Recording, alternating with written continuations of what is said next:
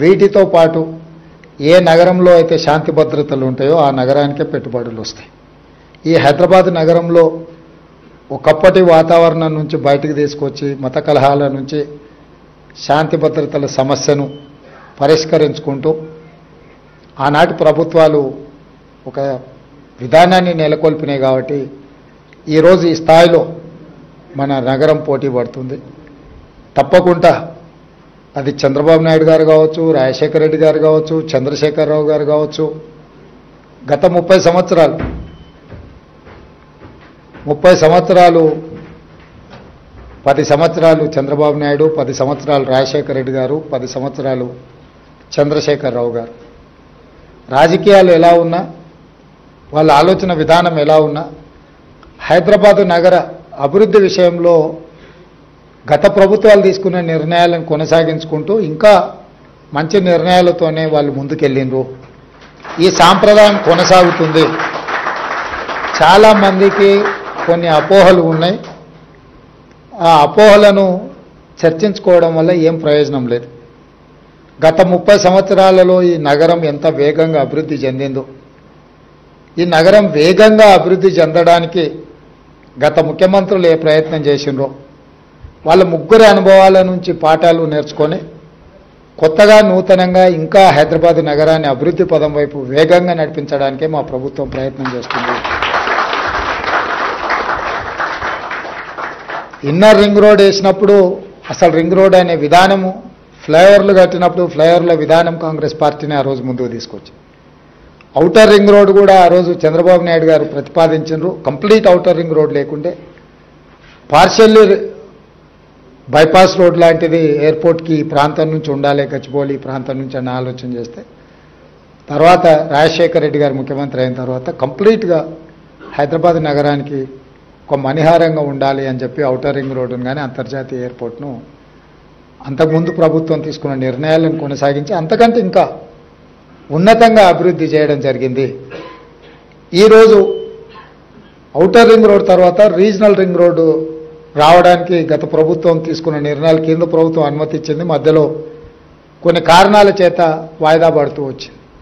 నేను ముఖ్యమంత్రిగా బాధ్యత చేపట్టిన తర్వాత మా మంత్రివర్యులు కోమటిరెడ్డి వెంకటరెడ్డి గారు మేమందరం నితిన్ గడ్కరీ గారితో చర్చించి మాట్లాడి ఇమ్మీడియట్గా రీజనల్ రింగ్ రోడ్కు సంబంధించిన అన్ని పెండింగ్ సమస్యలను పరిష్కరించాలని కేంద్ర ప్రభుత్వాన్ని సంప్రదించి ఆ సమస్యలన్నిటినీ దాదాపుగా పరిష్కరించినాం. 354 కిలోమీటర్స్లో దాదాపుగా 50% రోడ్డుకు సంబంధించిన నిధులు, ల్యాండ్ ఎక్విజిషన్ పూర్తయింది. మిగతా సగభాగం కూడా in principle they have agreed to sanction that remaining part.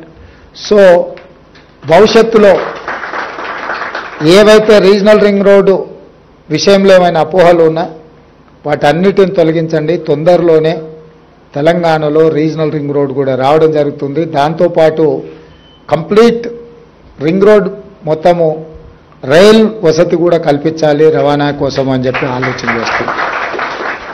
ఇదే కాకుండా మనకు పోర్టులు లేవు కాబట్టి డ్రై పోర్ట్ విధానం కూడా తీసుకురావాలనేది మా విధానం.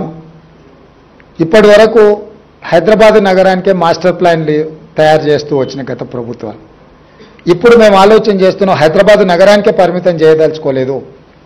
తెలంగాణ మొత్తం ఒక నగరం లాంటిది. Almost more than 40% is urban area. So మన తెలంగాణ హైదరాబాద్కి ఎక్కడి నుంచి అయినా 2 గంటలలో 90% ఆఫ్ ద ఏరియాస్ మనం 2 గంటలలో రీచ్ అయిపోవచ్చు. ఎయిర్పోర్ట్ నుంచి అయితే హార్డ్లీ 1.5 అవర్లో maximum district head quarters reach అవ్వచ్చు, other than Khammam and Adilabad.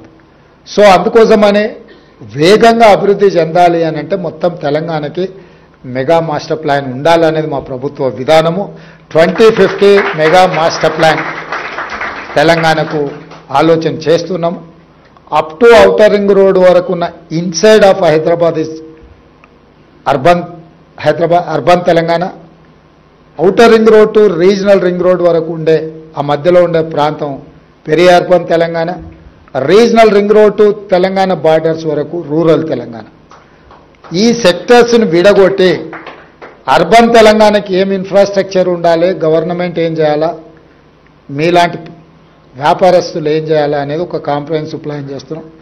Regional ring road నుంచి ఔటర్ రింగ్ రోడ్ నుంచి రీజనల్ రింగ్ రోడ్ వరకు కొన్ని క్లస్టర్స్ చేసి ఆ క్లస్టర్స్ని అన్నిటిని కూడా సిటీల కింద డెవలప్ చేయాలని, కౌంటీస్ కింద. అంటే ఇప్పుడు మీకు చైనా పోయినప్పుడు ఇన్ఫ్రాస్ట్రక్చర్కి సంబంధించిన ఒక్కొక్క దగ్గర ఒక్కొక్క పెద్ద పెద్ద గాంజావు పోయినా ఇతర ప్రాంతాలు పోయినప్పుడు మీకు ఏం కావాలన్న ప్రపంచంలో ఉండే ప్రతి వస్తువు అక్కడ దొరుకుతుంది. అది ఫర్నిచర్ కావచ్చు, అదర్ ఇన్ఫ్రాస్ట్రక్చర్ మెటీరియల్ కావచ్చు, ఏది కావాలన్నా. సో చైనాలో వాళ్ళు చేయగలిగినప్పుడు తెలంగాణలో మనం ఎందుకు చేయలేము? చాలా ప్రాంతాలకు హైదరాబాదు నగరం అనువైన ప్రాంతము, ఏం కొనాలన్నా ఏం తీసుకెళ్లాలన్నా.